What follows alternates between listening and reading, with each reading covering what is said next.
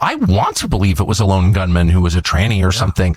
I want to believe that. That's a lot better of an answer, a lot more comfortable. 100%. I want that. By the way, I'm a middle-aged man. I'm a normie. I don't want to believe anything other than what they tell me. So we are very much in our ongoing posture of investigation. So others could have been involved. Yes, sir. Anyways, the name that we had received was, it turned out, somebody that actually provided the only eyewitness testimony of having seen the shooter up close, limping. TuckerCarlson is saying that the federal government didn't just make mistakes in the investigation into Charlie Kirk's assassination. He believed they may have hidden important evidence or even destroyed it. Now, according to him, the public is being told to accept an explanation that doesn't really add up. What's surprising is that Tucker isn't blaming people for asking questions. Instead, he says the government is responsible for confusion and distrust. Because of this, many people are now wondering if evidence was hidden or destroyed, who else knew about it? And why has TPUSA been so quiet about the whole situation? And a lot of people feel very underwhelmed by the way it was handled by Cash, the way it was handled by every government official involved. As most people remember, Charlie Kirk was assassinated months ago. Almost right away, we were told it was the work of a lone gunman named Tyler Robinson. That was it. Case closed. People were told to move on. And many people tried to do exactly that. They want to believe the official story because, honestly, believing it was the easiest thing to do. But as time went on, something still felt unfinished. Not crazy or dramatic, just incomplete. That's when TuckerCarlson said what many people were already thinking. If this case was really that simple, it wouldn't still feel so wrong. His main point was this: why is the public being treated like it's our job to prove the government is lying? That's not how it's supposed to work. If the government says it was a lone gunman, fine. Then show the evidence. Explain it clearly. Lay everything out so it actually makes sense. No calls for the FBI or the authorities in Utah or the college. Like, there's no pressure on them. What is that? Things got even more confusing when Kash Patel and the FBI seemed to slow everything down. There were no updates, no urgency, and no real follow-through. Meanwhile, many people still felt there was more to the story. That silence only created more questions.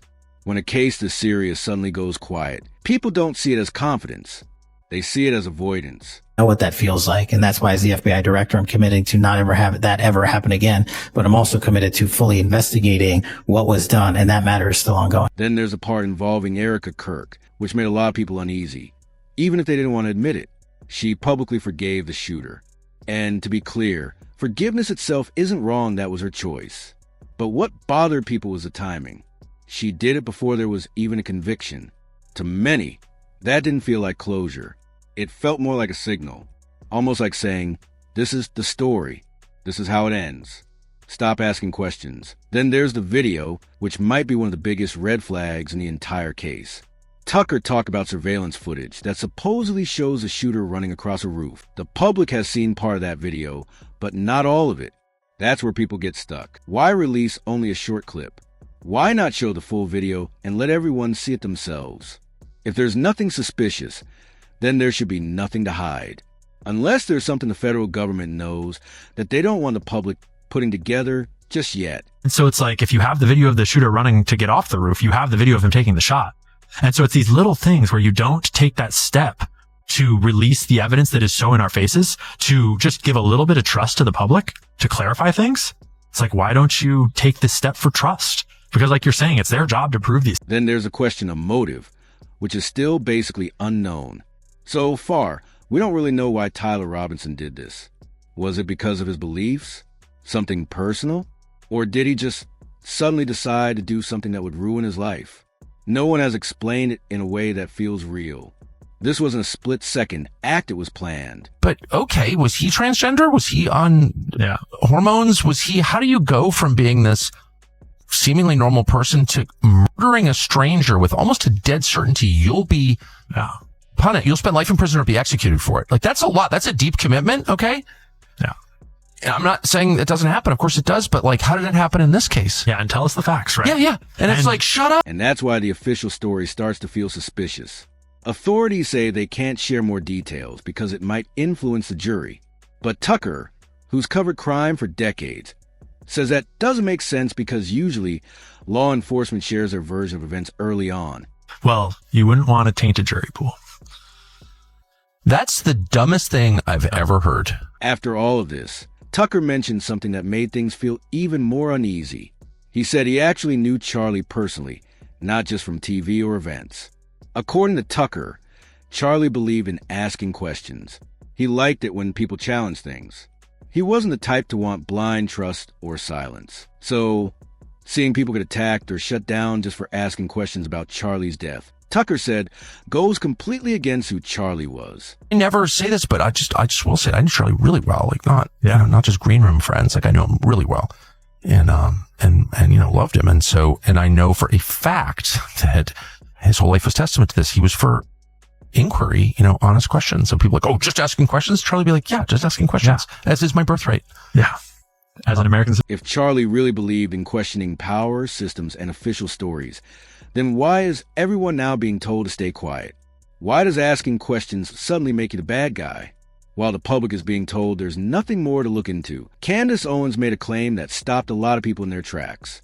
She said a Turning Point USA insider named Andrew Covett allegedly told her that there was a threat against Charlie before he was killed. That claim directly conflicts with what Erica Kirk has been saying publicly. Erica has been very clear about this. She said Charlie was not sending messages saying he was about to be killed. She said she had his phone, checked everything herself, and found no messages like that. Candace, however, is suggesting that isn't true. She's hinting that Erica may not be fully honest about what Charlie knew or what was shared before his death. Once that claim was out there, things escalated quickly. Candace began floating different theories, including possible Israeli involvement, TPUSA leadership knowing more than they admitted, and even possible U.S. military connections. Eventually, Erica responded directly to Candace during an interview with CBS News. She asked Candace to stop spreading what she described as conspiracy theories. What do you want to say to her and the other people that are putting these lies out into the world right now? Stop. That's it. That's all I have to say. Stop. By that point, the damage was already done. People started looking at the whole situation and asking, if nothing was known ahead of time, why are their claims saying the opposite? And if warnings did exist, who knew about them and why wasn't anything done? That's when the word cover-up started appearing online. And the thing is, people aren't blaming random interns or outsiders. They're saying that if something was hidden, it would have had to come from inside TPUSA itself. More specifically, some people are pointing at Erica Kirk not as proven fact, but because she has the most control over the story right now. She has influence over what gets said, what doesn't, and when the conversation ends.